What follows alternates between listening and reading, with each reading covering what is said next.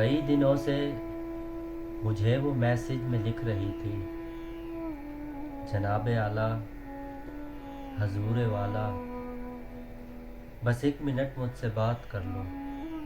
मैं 1 मिनट से अगर तजावुज़ करूं तो बेशक न काल सुनना।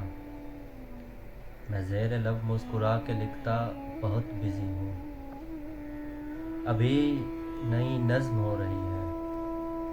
वो अगले मैसेज में फिर ये लिखती, सिसकती रोती बिलकती, ए नज़्मों के उम्दा शायर, तुम अपनी नज़्में तराशो लेकिन कभी तो मेरी तरफ भी देखो, कभी तो मुझसे भी बात कर लो, बस 1 मिनट मेरी बात सुन लो।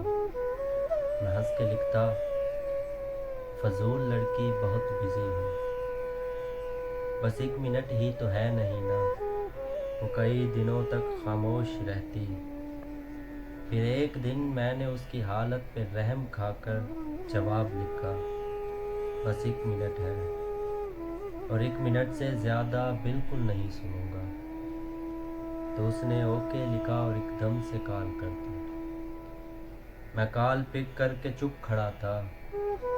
वो गहरा लंबा सा सांस लेकर उदास लहजे में बोली, सर जी,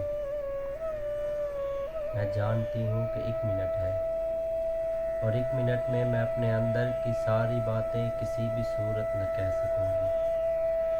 सुलगती हिजरत ज़दा रुतों को उदास नज़्मों में लिखने वाले अजीम शायर, खुदा की धरती पे रहने वाले उदास लोगों का दुख भी लिखना, कभी मोहब्बत में जलते लोगों का दुख समझना, कभी किसी नज़्म में बताना जिन्हें तुम्हारी रफ़ाक़तें ही कभी मुयस्सर नहीं हुई हैं, जिन्हें तुम्हारी मोहब्बतें ही कभी मुयस्सर नहीं हुई हैं।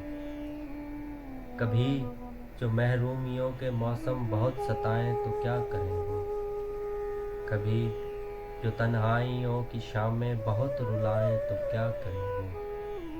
अभी तो आधा मिनट पड़ा हुआ था मगर वो लाइन से हट चुकी थी। वो 1 मिनट की जो कॉल थी ना, वो 30 सेकंड में कट चुकी थी। मैं कितने बरसों से अगला आधा मिनट गुजरने का मुंतज़िर हूँ। वो नर्म लेकिन उदास लहजे में बात करती उदास लड़की मेरी समात के अध खुले दर से यूं ही अब तक लगी हुई है, हटी नहीं है।